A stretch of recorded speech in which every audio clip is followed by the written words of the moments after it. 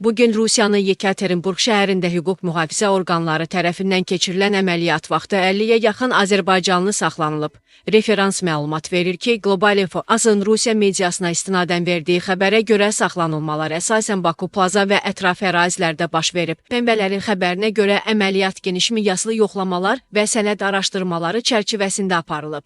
İllər əvvəl baş vermiş qətl hadisəsində təqsirli bilinir.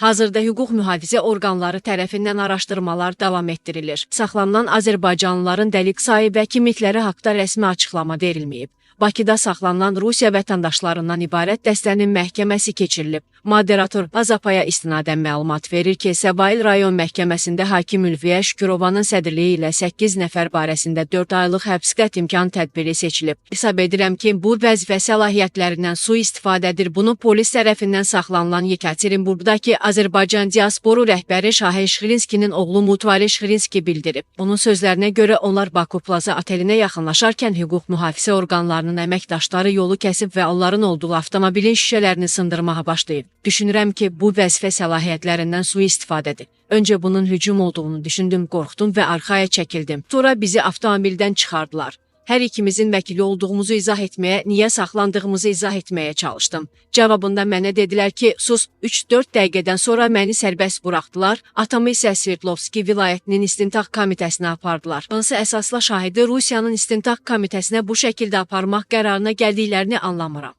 Bu, bizə qarşı qanunsuz hərəkətlərdir. Atamın hansı xəsarətlər aldığını bilmirəm.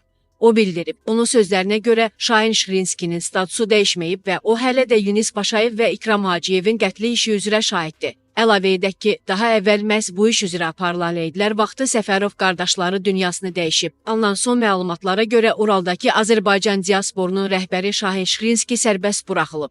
Bu haqda 32 gün Azad Diasporla İş üzrə Dövlət Komitəsindən bildirilib. Şxirinski dindirildikdən sonra sərbəst buraxılıb. Əlavə edək ki, Lukoil şirkətlər qrupunun Uraldakı istehsalat birliyinin rəhbəri Əhməd Hacıyev və başqa saxlanılan nümayəndələrin də sərbəst buraxıldığı bildirilir.